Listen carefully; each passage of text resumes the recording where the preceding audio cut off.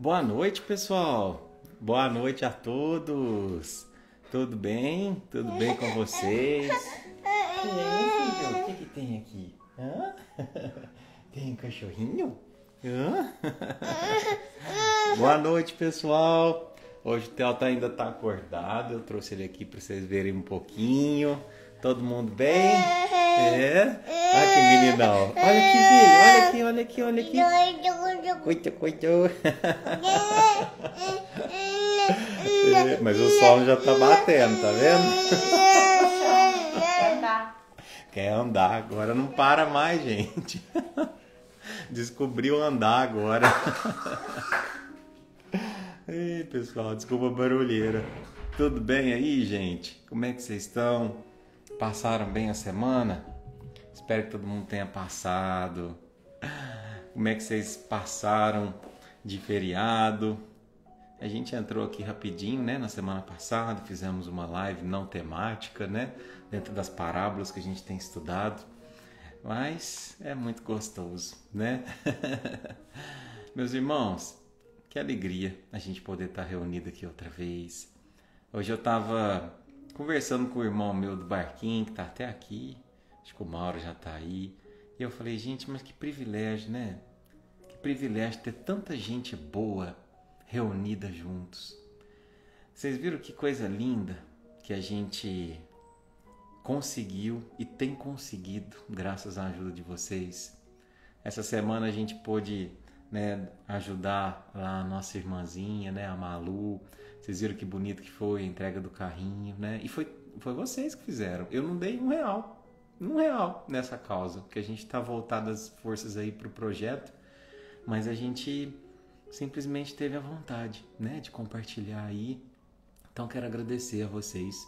Quero agradecer muito as doações que estão chegando para a reforma do projeto.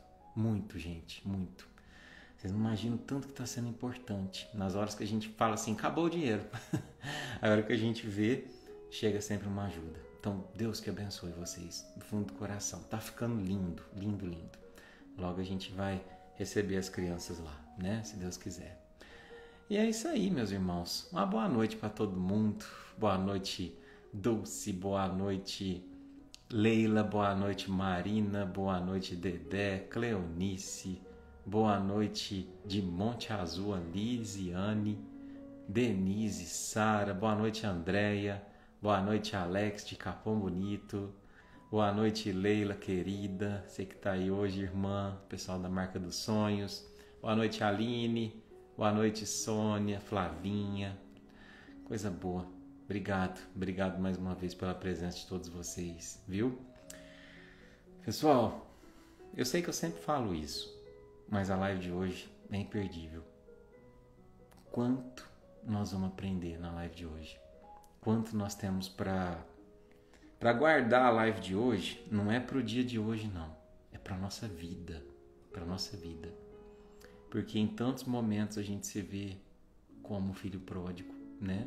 E hoje nós vamos falar sobre essa parábola. Para quem não conhece, é uma das parábolas mais impactantes que existe, mais profundas, né?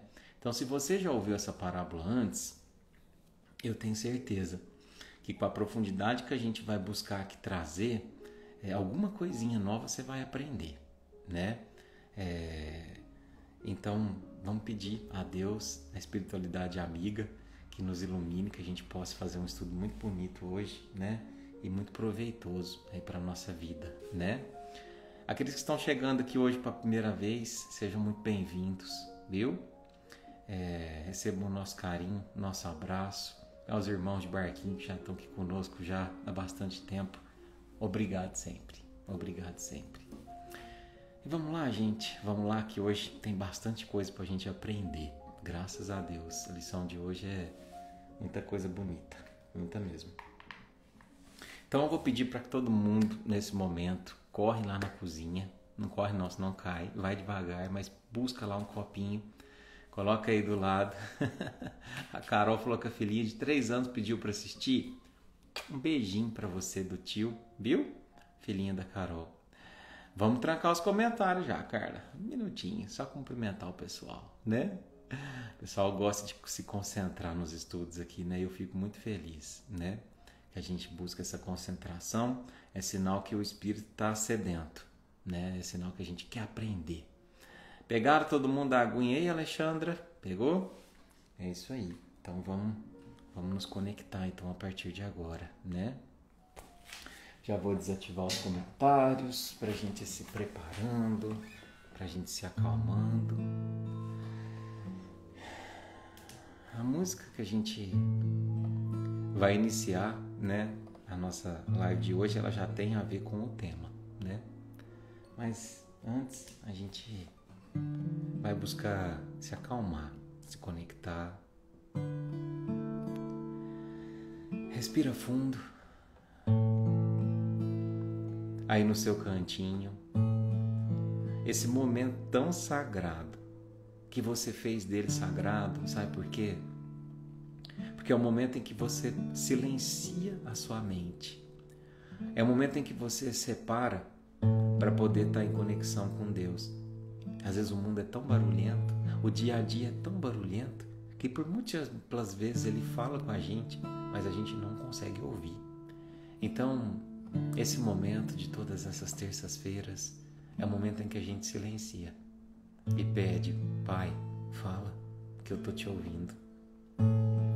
Fala ao meu coração, fala ao meu pensamento, me faz reforçar minha fé diante da tempestade, me faz aproveitar esse momento de alegria que eu estou vivendo com sabedoria, me faz ter coragem e a certeza de que dias são como as estações, elas mudam, cada qual trazendo o seu aprendizado, mas cada qual extremamente necessárias para o ciclo da vida. Obrigado, Jesus. Abençoa e adentra cada lar daqueles que estão conosco conectados nesse instante. Fazei de nós, fazei de mim, um instrumento simples e humilde do teu amor, que a noite de hoje possa ser de profundo aprendizado. Que assim seja, Senhor.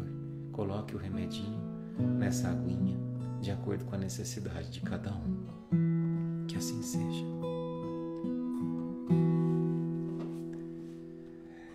Eu pensei que podia viver por mim mesmo. Eu pensei que as coisas do mundo não iriam me derrubar. O orgulho tomou conta do meu ser e o pecado devastou o meu viver. Fui embora, disse ao Pai: dá-me o que é meu, dá-me a parte que me cabe da herança. Fui pro mundo, gastei tudo, me restou só o pecado. E hoje sei que nada é meu, tudo é do Pai, tudo é do Pai.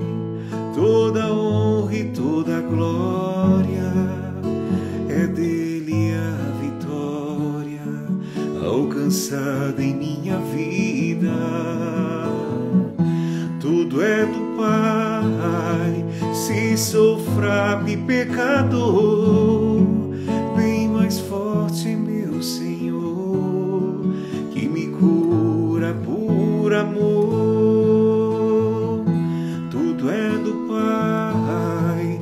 Toda honra e toda glória é dele, a vitória alcançada em minha vida. Tudo é do Pai. Se sou fraco e pecador, bem mais forte é meu Senhor, que me cura por amor.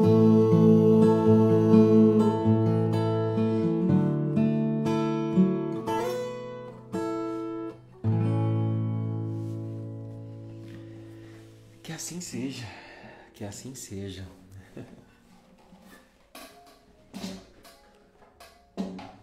É isso aí, meus queridos, meus irmãos de caminhada. Obrigado por me permitir entrar no seu lar. Obrigado pela companhia. Vamos aprender? Vamos aprender para a gente crescer? Para a gente sofrer menos, evoluir mais? Para a gente conseguir viver esses dias com mais leveza? Então hoje, antes da gente adentrar propriamente na nossa parábola, né? Que hoje nós vamos falar da parábola do filho pródigo, né? Eu quero dizer que o encontro de hoje, eu sempre estou dizendo isso, né? Nas nossas lives sobre parábolas. A gente usa a parábola, pessoal, mas não é para a gente ficar falando de aspectos históricos de 2000 anos atrás, não. É para a gente falar do hoje. Talvez esse sofrimento que você esteja experienciando hoje, talvez o clique, o insight para escolher o novo, vai estar nessa parábola, vai estar nessa lição. Então, o encontro de hoje é um encontro sobre quedas. Quem de nós nunca caiu? O encontro sobre hoje é um encontro sobre desconstruções. Quem de nós nunca teve que refazer uma construção interna? Porque de repente construiu algo errado, na pressa, né? De se construir, ou às vezes por erro mesmo. O encontro de hoje é um encontro sobre culpa. Quem de nós nunca sofreu com a culpa? É um encontro sobre arrependimentos. É um encontro sobre a misericórdia divina perante cada processo da vida, como filhos pródigos, que muitas vezes somos. Então, antes da gente entrar, eu quero trazer uma questão muito necessária. Muitos de nós fomos convencidos, né, diante de ideias, muitas vezes equivocadas, não tem outro termo, né, de que ao longo da humanidade a gente construiu a ideia de um Deus que possui atributos humanos, né? De um Deus que está te aguardando do outro lado para acertar as contas com você, como se a vida fosse uma guerra entre dois lados e não uma batalha consigo mesmo, né? E ai de quem em algum momento da vida esteve do lado do mal, vai ser punido de forma implacável. A gente não aprendeu dessa forma? Mas hoje eu te convido a um novo pensamento. O que dizer sobre isso? O que pensar sobre a ideia desse Deus vingativo, que muitas vezes a gente aprendeu sobre ele a vida toda? E eu quero começar te fazendo duas perguntas. E é para você responder aí. Na sua opinião, Deus pune? Segunda pergunta. Na sua opinião, Deus perdoa? Quem respondeu sim? Quem respondeu não? Na verdade, errou. Os dois. Porque Deus não pune. Deus nem perdoa. Aliás, quem respondeu não que acertou. Deus não pune e nem perdoa. Não pune por quê, Eduardo? Por que Deus não pune? Eu vou te explicar de uma forma muito simples, né? Para você guardar de uma vez por todas, como eu ouvi isso uma certa vez. Você que é pai, ou que é mãe, né? Ou que foi de uma criança pequena, assim como tá o Theo que começou a live com ele. Quando os nossos filhos eram pequenos, que eles estavam começando a andar, os primeiros passinhos, quando eles caíam, você os castigava?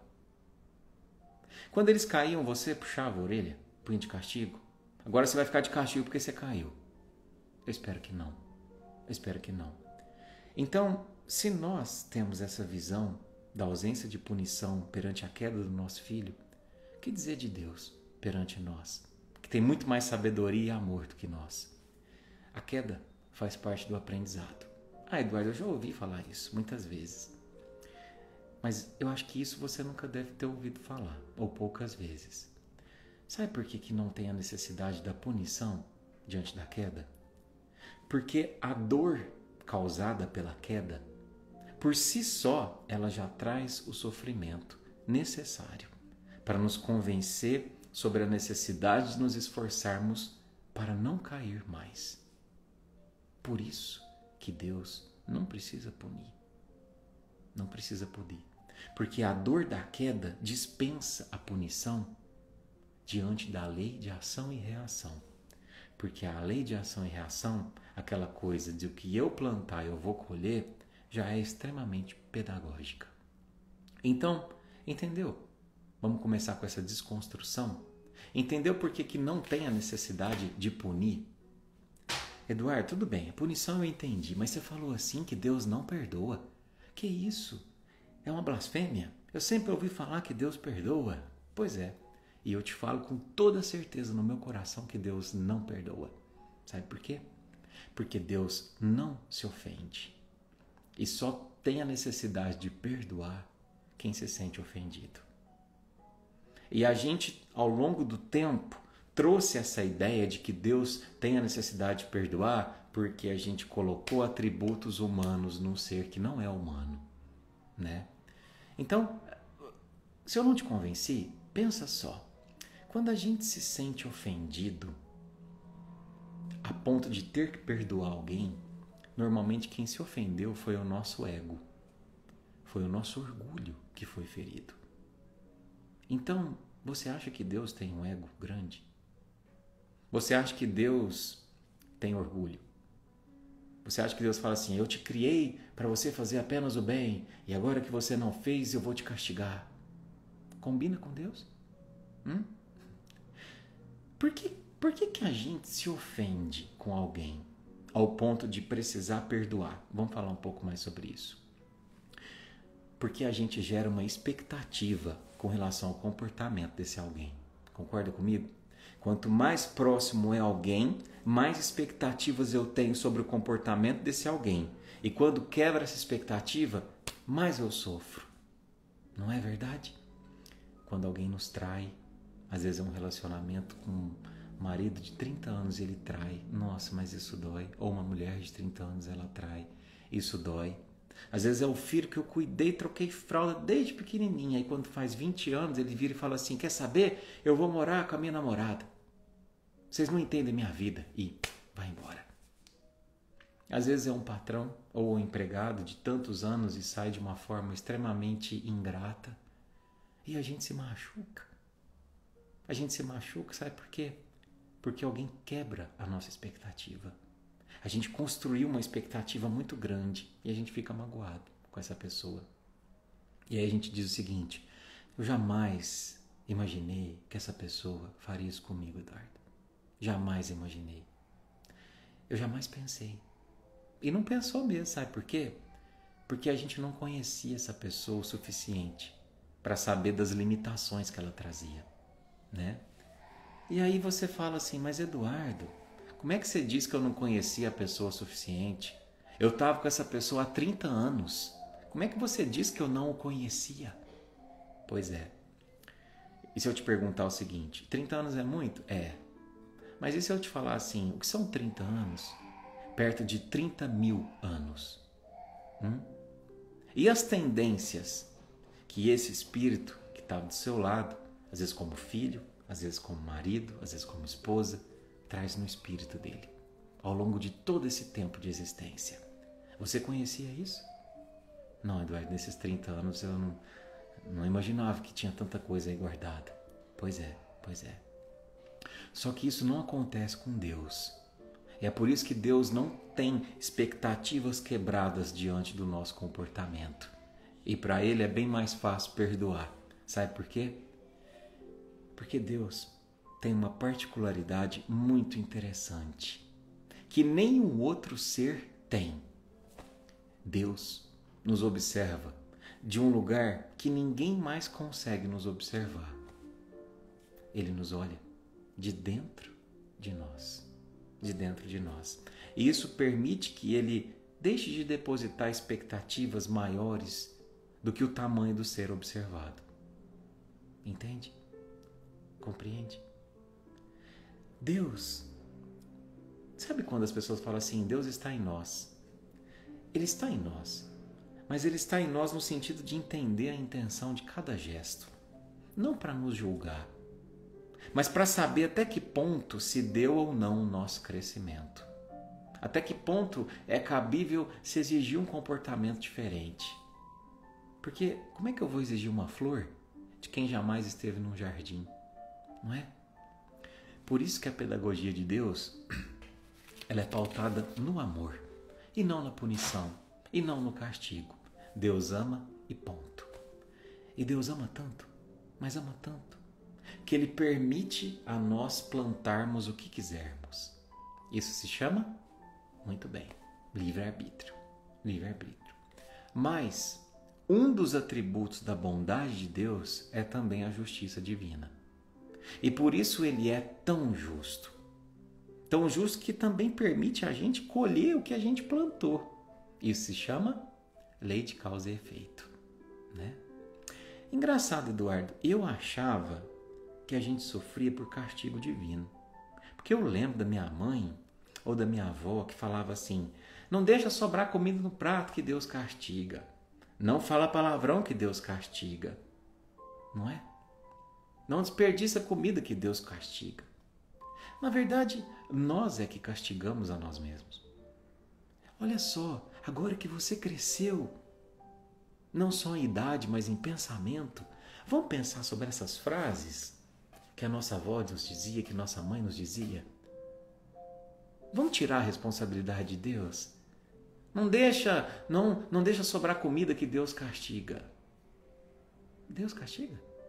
Ou será que o fato de eu trabalhar com desperdício, eu não estou colaborando por um mundo mais injusto? E às vezes aquela pessoa que faltou a comida que sobrou no meu prato, no dia de amanhã, vai cometer uma violência porque precisa comer contra a minha família. Deus castigou? Deus castiga quem fala palavrão. O que o palavrão traz?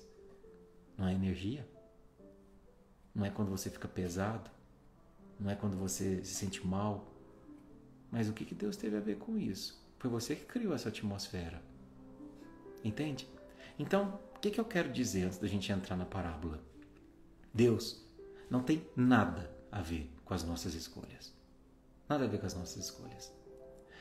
Existe um filme muito legal, para quem gosta de filme. É um filme de comédia, mas tem um fundo muito, muito interessante. Ele se chama Todo Poderoso. É um filme com aquele ator Jim Carrey. É um filme antigo já. E nesse filme, o Jim Carrey ele interpreta um jornalista que tem um belo emprego na TV, ele tem uma mulher companheira maravilhosa, que o apoia, que dá carinho, compreensiva, né? Mas num dia de fúria, onde ele acordou com a avó atrás do toco, né? Ele começa a xingar e a questionar Deus e o seu modo de fazer as coisas funcionarem. E então, numa ficção, né? Acontece que o próprio Deus aparece para ele, vivido pelo aquele ator Morgan Freeman. E resolve então descer à Terra como um homem comum. E aparece para ele. E aí ele entrega para o Jim Carrey o poder de comandar o planeta durante um dia. Para que ele sinta na pele o que é ser Deus. O que é estar na pele de Deus. E claro, no primeiro momento ele fica todo empolgado, sai fazendo as coisas, poderia fazer o que Deus fazia, com uma pequena exceção. Uma pequena exceção. Ele não poderia interferir no livre-arbítrio das pessoas. Porque nem Deus faz. Entende? E então, como era de se esperar, ele sai fazendo bobagem com esse poder. Uma atrás da outra. E diante das bobagens que ele faz, ele acaba perdendo o amor da sua vida. Que é a sua companheira. Que o resolve deixar. Porque ele estava muito diferente. Ele estava uma pessoa bem diferente daquela que ela conheceu, né? E então ele percebe que ser Deus não trazia felicidade para ele. Pelo contrário, ele perdeu as pessoas que ele amava. E ele estava infeliz porque a sua companheira não tinha como ele determinar que ela ficasse do lado dele. Sabe por quê? Por causa daquela regrinha que Deus disse a ele. Você pode fazer tudo, menos interferir no livre-arbítrio da pessoa. E ela tinha o livre-arbítrio de não querer mais estar do lado dele, né? E aí, é muito engraçado. No final do filme, né? Vou dar um spoiler, fazer o quê? Mas vale a pena ver, mesmo que esse spoiler. Terminado o dia, Deus aparece para reaver o cargo, né? E aí, então, ele pergunta para Deus, assim que ele o vê, depois de ter vivido tudo aquilo, depois de ter sido abandonado, né? Deus, Como é que eu faço para alguém voltar para mim e me amar novamente, sem que eu interfira no livre-arbítrio dessa pessoa? E aí Deus vira para ele e responde: ah, meu filho, se você descobrir a resposta, me avisa, porque até hoje eu estou tentando aprender isso. E claro que é uma ficção, é um filme. Mas sabe, tem muito a ver com a humildade de Deus. Tem muito a ver com a humildade de Deus, porque ao nos permitir o livre-arbítrio, Ele permite que a gente não somente não acredite nele, mas que caso acreditemos, que a gente possa escolher ou não se relacionar com Ele. Deus permite que a gente possa até odiá-lo. Isso, acredite, não vai mudar absolutamente nada para Ele em relação ao amor que Ele tem por você. Em relação ao amor que Ele tem por você. Porque o amor de Deus é incondicionado. Senão não seria amor. Sabe aquela ideia assim, eu só te amo se você me amar. Não existe isso com Deus, né? Quem nunca teve uma DR com Deus? A gente já teve. Depois de um intenso sofrimento, depois de ouvir um não da vida e aí você ficou chateado com ele, não quis mais conversar com ele, rompeu relações com eles e fez dele um ex-amigo, deixando-o para trás em alguma curva do caminho. Já aconteceu com você? Normalmente as pessoas que chegam até aqui, seja na live, ou seja em algum centro, numa igreja, vêm de uma DR, né? E aqui a gente se lembra, e agora sim a gente introduz a parábola do estudo de hoje, que é a parábola do filho pródigo. Essa parábola, narrada por Jesus, ela conta a seguinte história. É assim. Um certo homem tinha 2 filhos, o filho mais velho e o mais moço. E o mais moço um dia virou para o pai e falou assim: pai, me dá metade da herança que me cabe. Eu quero metade da fazenda. E então o pai foi lá, sem questionar, repartiu metade da fazenda. E poucos dias depois, o filho mais novo juntou tudo e partiu para uma terra longe dali. E lá ele desperdiçou todo o seu dinheiro com coisas do mundo, vivendo de forma promíscua, desregrada, enfim. E depois de ter gastado tudo, ele começou a sentir fome. E começou a padecer das necessidades fisiológicas, né? E foi então que ele chegou numa terra e quando estava ali no fundo do poço, ele chegou para um homem e pediu um emprego, porque ele tinha a necessidade de comer em troca de comida e ninguém lhe dava nada. E então, nesse momento, o homem lhe deu um emprego e falou para que ele pudesse cuidar dos porcos dele. E de vez em quando ele fosse jogar ali algumas alfarrobas, né? Era uma espécie de vagem para os porcos que ele podia comer também. Olha onde ele chegou, né? E aí quando ele chega no fundo do poço, ele cai em si mesmo e começa a pensar no seu passado, no lugar que ele tinha vindo. Quantos trabalhadores do meu pai, nesse exato momento, têm abundância do pão? E eu aqui morrendo de fome. Quer saber? Eu vou me levantar e vou me encontrar com meu pai. E eu vou falar para ele: pai, eu pequei perante ti. Eu já não sou digno de ser chamado seu filho, mas pelo menos me faz como um dos teus trabalhadores. Então ele levantou e voltou para o caminho de casa. E quando ele ainda estava longe, o pai dele o viu no caminho e se moveu de íntima compaixão e correu e lançou-se ao pescoço do filho e beijou o filho. E o filho disse: pai, eu pequei contra o céu. Eu pequei perante ti e já não sou digno de se chamar teu filho.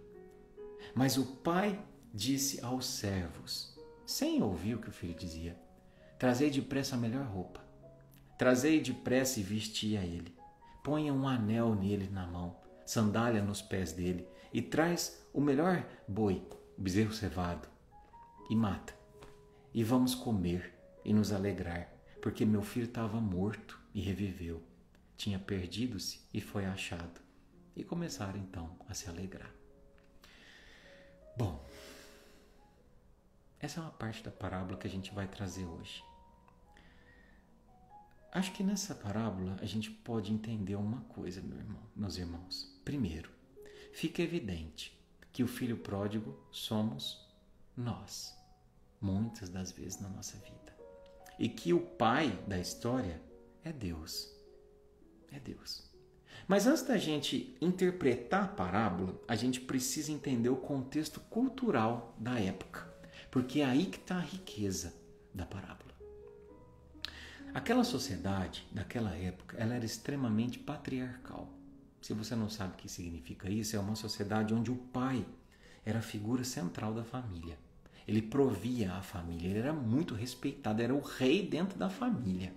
Ele falou, a água parou. Então o respeito que se tinha por um pai era quase um pacto de sangue. E tinha mais. Naquela época, olha só, enquanto um pai estivesse vivo, jamais um filho poderia cogitar de receber sua parte da herança em vida. Jamais. Porque fazer isso, além de ser um extremo gesto de desrespeito, significava que o filho queria ver o quê? O pai morto. Porque só existe herança de pessoa morta, né? Então, olha só, meus irmãos, nessa parábola, o filho mais novo ele começa cometendo um gesto de grave desrespeito. E o fato mais inusitado da parábola é que todo mundo esperava que o pai naquele momento fosse se rebelar, que fosse dar uma surra no filho, que fosse deserdar, que fosse expulsar ele da vila.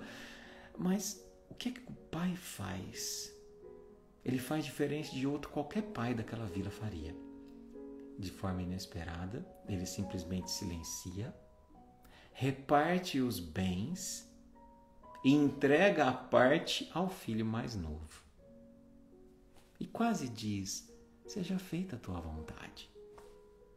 E o filho mais novo vende sua parte, rompe com a família e vai embora, causando vergonha à família. Então vamos entender. Aquele pai, ele quebra os padrões da época. Ele se permite ser humilhado pelo filho e para o filho. Sabe por quê? É que aquele pai da parábola é um pai muito especial. Aquele pai representa Deus. E aqui é a primeira lição que eu quero te dizer. Se você está começando a se identificar como filho pródigo, sabe, Eduardo, nem sei porque que eu entrei nessa live hoje. Estou tão perdido. Tem hora que eu paro, penso no que meus pais me falavam. Tem hora que eu paro, penso no caminho que eu estou tomando. Deus permite que se vá. Deus permite que se vá. Essa é a primeira lição da nossa live de hoje. Deus permite que se vá, inclusive, para longe dele. Por isso, respeito pelo nosso livre arbítrio, né? Então, talvez, como eu disse, em algum momento da vida, você e eu tenhamos feito uma escolha errada. Uma escolha errada. E talvez, diante daquela escolha errada que eu e você fizemos, a gente até brigou com Deus. Tipo assim, se a escolha era errada, por que o Senhor não interviu na minha escolha? Tudo seria diferente. E aqui está a resposta. Eu não intervi porque Deus te ama o suficiente para respeitar o teu livre-arbítrio e a tua escolha. Entende? E aí o que acontece? Acontece que o filho pródigo gasta tudo rapidamente. Rapidamente, né? E começa então a passar fome. E aí, quando ele vai atrás de um emprego, ele só consegue um emprego como cuidador de porcos. Como cuidador de porcos, né?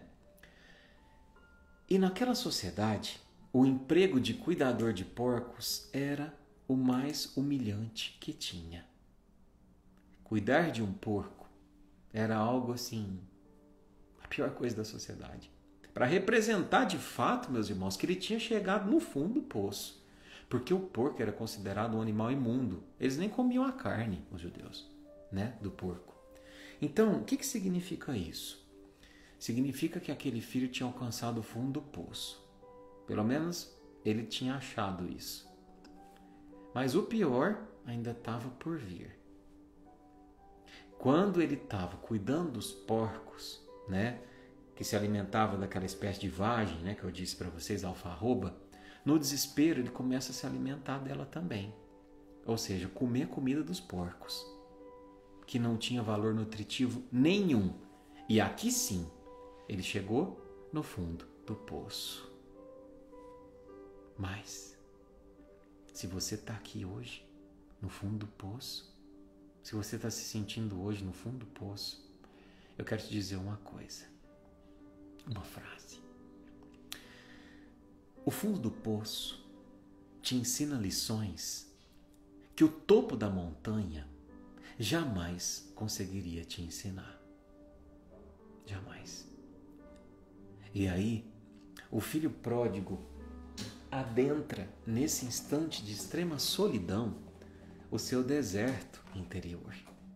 E todo mundo, em um momento da vida, vai passar por esse deserto. E ele cai em si mesmo. E quando ele cai em si mesmo, ele pensa algo parecido com essa canção, que eu preciso que você preste muita atenção na letra, que diz assim: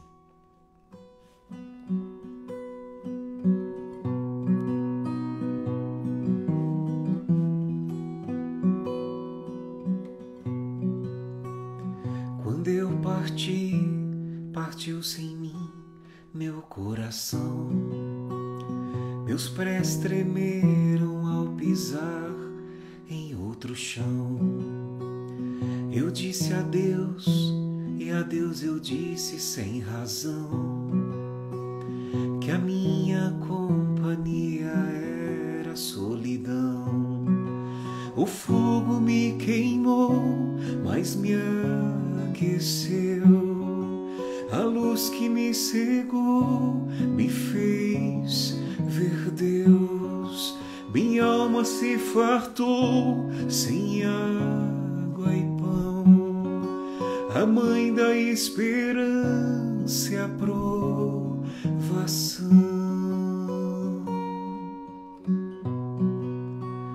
Por sobre a estrada amanheceu e anoiteceu. Eu vi que os dias mais sombrios também são teus. O homem que eu saí de casa se perdeu, e a caminhada fabricou um novo eu. E aí, então, depois de ter caído em si, de ter vivido esse deserto, de perceber que os dias mais sombrios também eram de Deus, de perceber que ele já não era mais o mesmo, e que mesmo o fogo que queimou, o fogo da vergonha, havia fabricado um novo eu. Ele já não voltava para casa do mesmo jeito, os passos já não eram iguais, e então ele resolve voltar. E se lembra dos empregados do pai, se lembra que lá tem carne, lá tem pão, tem onde dormir, e ele, quem sabe, mereceria pelo menos um abrigo do seu pai. E aí ele cai em si. Ele cai em si. Olha o despertar. Olha o despertar. Você já despertou? Sabe qual é o momento que a gente desperta? O momento em que a gente vê que os dias mais sombrios também são de Deus. Eu vi que os dias mais sombrios também são teus. Também são teus. Os dias de glória são teus, Senhor. Foi o Senhor que traçou eles para a minha vida. Os dias de sombra também são teus. Às vezes eu os procurei, mas o Senhor os permitiu por amor. Por amor. Então, você já caiu em si? Você já notou que talvez o seu distanciamento do Pai, nesse exato momento da sua vida, seja o grande e real problema que você está passando? E esse dia sombrio que Ele permite que você atravesse, talvez é um dia de profunda solidão e de silêncio, para que você perceba a voz dele ali com você, te dizendo: ei, esse dia também é meu. Ei, O fundo do poço te ensina lições que nem o topo da montanha vai te ensinar. Basta você querer aprender. Ei, percebe? Quando você se distancia de mim, você se adoece. É a voz de Deus. Mas a história continua. E o filho pródigo pensa consigo: eu vou voltar, eu vou pedir para o meu pai me receber como um dos seus empregados, porque eu sei que filho eu já não mereço ser. Olha o processo aí de culpa, né? E se ele me receber como empregado, já tá bom demais, eu já vou ficar feliz. Só que tinha 2 problemas. Primeiro, ele tinha insultado o pai, né? Ele humilhou o pai naquele gesto de pedir a herança, de ir embora. Então, para pedir perdão, ele ia ter que trabalhar a humildade. Segundo, ele precisaria enfrentar a aldeia, porque toda a aldeia testemunhou aquilo que aconteceu. Aquela humilhação foi uma humilhação ética para toda a aldeia. Aquilo afetou toda a aldeia. Então, ele também teria que pedir perdão para os aldeões. Mais uma vez, humildade. Então, acorda. Não é acordar, não. É acorda. Que nos tira do fundo do poço. Quando a gente faz as escolhas erradas na vida, tem um nome. E ela se chama humildade. Humildade. Por isso se diz que a humildade é o primeiro degrau que leva à sabedoria. Porque é o reconhecimento de que se errou. Né? Então, movido por humildade, ele decide voltar ali para a aldeia, né? Cheio de incertezas. Concorda comigo? Nesse momento ele não sabe o que ia acontecer com ele. Será que eles vão me perdoar? Será que eles vão me bater? Me espancar? Me humilhar? Será que eles vão me agredir? E a gente também não é assim, meus irmãos. Olha nós aí. Olha nós. Tem medo do recomeço. Por quê? Porque a gente não sabe o que vai acontecer. Eu vou perder toda a pose que eu tinha. Eu vou perder todo o prestígio que eu tinha. E se eu for humilhado? E se acharem que eu estou querendo aparecer? Uma palavrinha da moda. E se me cancelarem? E se zombarem da minha nova postura de me rebaixar ao invés de me impor? Eu que sempre fui soberano. Eu que sempre tive o poder. Eu que sempre dei o tom da voz. De repente, me rebaixar? Pois é. A corda do recomeço é a corda da humildade. Se humilhar, muitas vezes é preciso para alcançar a sabedoria. Por isso que se diz que os humilhados serão exaltados, né? E aí o filho decide vencer o próprio ego e voltar para casa, né? E aí acontece algo extremamente inesperado. Quando o filho está chegando à antiga casa, o pai o vê de longe. Isso está lá na parábola. Está lá na Bíblia. E agora concorda comigo uma coisa? Olha os detalhes. Se o pai vê ele de longe, o que significa isso? Significa que ele já esperava por ele. Significa que ele sabia que cedo ou tarde ele ia ver um pontinho na estrada, aumentando de tamanho, até perceber que era seu filho. O pai sempre espera por nós. Ele sempre sabe que a gente vai voltar a ele. Porque ele sabe que a distância dele gera adoecimento. E nós não fomos feitos para ficar doentes. Nós somos feitos pela cura. Nós somos feitos pela vida e vida em abundância. E aí o pai, assim que avista o filho, ele sai correndo em direção a ele. E aqui a gente precisa nos atentar ao segundo costume da época. Naquela região, jamais se via um ancião correr. Jamais. Porque a forma de caminhar de um ancião revelava a postura social dele. Então, assim, é extremamente humilhante para um ancião correr, né? Então, se você fosse para aquela região e visse um ancião correndo, você podia correr que o negócio estava feio. Vinha coisa feia aí por trás. Então, de repente, ao ver aquele ancião correndo, a aldeia inteirinha parou para olhar aquele gesto. ficou paralisada e acompanhou a cena. E aí, quando o filho chega até o pai começa a abraçar ele e a beijar repetidamente o rosto dele. E aí tem outra simbologia da época. Sabe o que significa um beijo entre dois homens no Oriente Médio? Quando tem um conflito, quando tem uma guerra e quando esse conflito é resolvido, eles se beijam uma só vez na face, como um sinal de reconciliação. E aquele pai beijou múltiplas vezes aquele filho.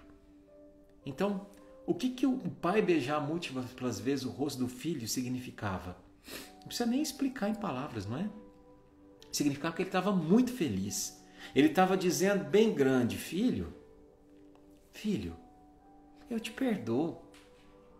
Eu te perdoo, eu te recebo, filho. Eu te amo tanto. Eu estou tão feliz que você voltou, que você escolheu estar aqui debaixo do nosso teto.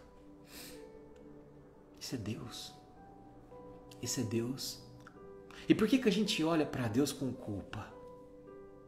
Por que a gente olha para Deus com medo do que a gente foi? Com medo dos nossos erros. Mas eu roubei. Eu traí. Eu fui promíscuo. Eu errei. Eu maldiz. Tá bom. Tá bom. Mas você está escolhendo voltar? Sabe que tem alguém te esperando? De braços abertos? Feliz? Então, o problema com o pai, naquele instante, tinha sido resolvido. Mas e o problema com a aldeia, Eduardo? Aí então, olha que engraçado. Esse também se resolveu. Porque quando o pai se humilhou nesse gesto de ir ao encontro do filho, fez com que toda a aldeia ficasse sem reação e resolvesse a questão. Então, vou te fazer uma pergunta. Aquelas perguntinhas infantis, né? O que é o que é? O que é o que é? É um pai extremamente amoroso, que renuncia a si mesmo pelo filho, pouco importando o que pensam dele. Qual é o nome? Deus. Deus. E aí o filho diz: pai, eu pequei contra ti. Pai, eu já não sou digno de ser chamado seu filho. E quando ele ia solicitar o trabalho de servo ao pai, o pai interrompeu ele. Interrompeu. E fala assim aos empregados: tragam a roupa dele, tragam um anel, tragam a sandália. E sabe o que significa isso? Naquela época só andava de sandália o filho. Os servos andavam descalços. Só colocava o anel representava o elo da família. Quem usa o anel é os pais e os filhos. É o sinal de que se é filho. E a roupa é a roupa que os filhos recebem os convidados quando vai ter uma festa na aldeia. Então esse gesto do pai para o filho representa o seguinte: você vai voltar, mas você não vai voltar como um servo. Você vai voltar como um filho. Porque eu te recebo como filho. É como filho que eu te recebo. E o pai então manda matar um boi, né? Não é um cabrito. Por quê? Porque dá para a aldeia inteira. E esse é o sinal do pai. O banquete da reconciliação do filho com a aldeia. Porque quando ele permitiu ao filho, nesse gesto, reconciliar-se também com a aldeia. E aqui você vai ver uma coisa incrível. Incrível. Deus faz exatamente isso com a gente. Quando enxerga em nós a intenção de ser diferente. Você pode ter brigado com a sua família inteira. Você pode ter brigado com todos os seus amigos. Quando você se volta ao Senhor, quando você escolhe o recomeço, quando você assume seu erro, sua falha, com a humildade, e tem essa intenção de ser diferente, Deus há de proporcionar uma situação exata para mostrar a todos aqueles que o cercavam, aqueles que te julgavam, que você se tornou um novo eu, que você se tornou um novo ser. E isso eu te falo de experiência própria. Isso já aconteceu comigo. Podem confiar. Não importa o que você fez no passado. ou para quem você fez algo no passado. Deus, vendo tua intenção de se reconstruir hoje, de ser uma nova versão de si mesmo, pode acreditar, de reformar o que ficou mal feito, na hora certa, Ele vai proporcionar a situação perfeita para que todo mundo possa ver que você se refez. E como diz a canção, que a caminhada fabricou um novo eu. Um novo eu. Por quê? Por quê? Porque Ele é o Pai amoroso, que não precisa condenar o que a queda já fez, que é o seu trabalho de dor. Então levanta, então se reergue, então relembra de onde você saiu, para onde você escolheu ir. E volta. Volta. Volta para onde você nunca deveria ter saído. Volta ao Pai. É de lá que todos viemos. Volta através dos gestos. Volta através das sábias escolhas. Volta através do olhar e do abraço e da comunhão. Lembra que Deus é um Pai amoroso que sorri de forma especial quando um de seus filhos chega ao fundo do poço e escolhe recomeçar perto dele. E escolhe se reconstruir perto dele. Escolhe se reconciliar do erro, se auto-perdoar e voltar para casa. Feche teus olhos e ouve com a tua alma.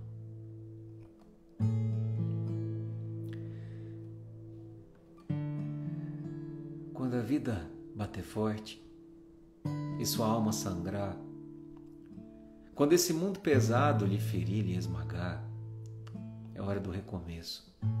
Recomece a lutar. Quando tudo for escuro e nada iluminar, quando tudo for incerto e você só duvidar, é hora do recomeço. Recomece a acreditar.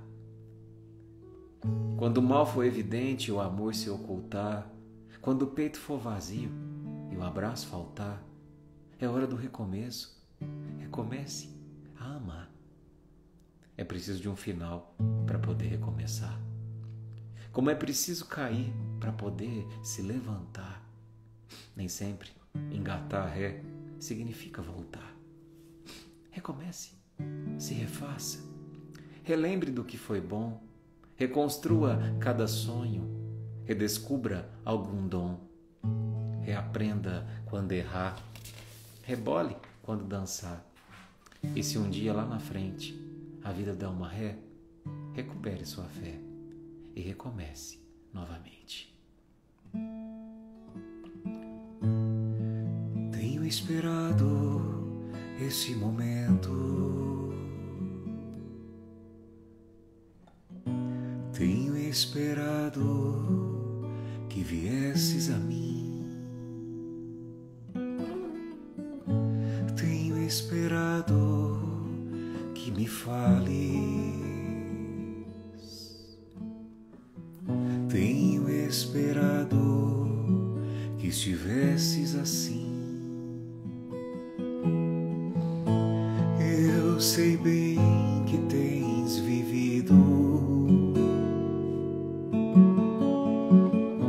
sei também que tens chorado. Eu sei bem que tens sofrido, pois permaneço ao teu lado. Ninguém te ama como eu, ninguém te ama como eu. Olhe pra cruz, essa é a minha grande prova. Ninguém te ama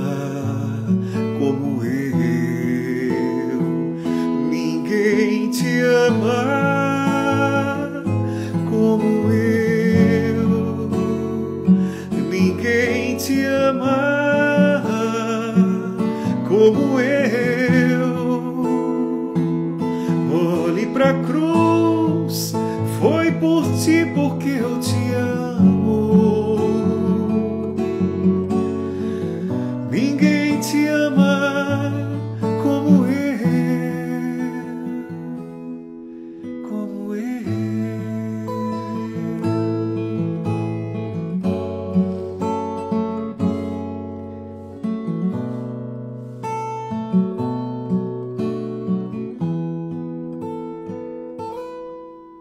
Como eu.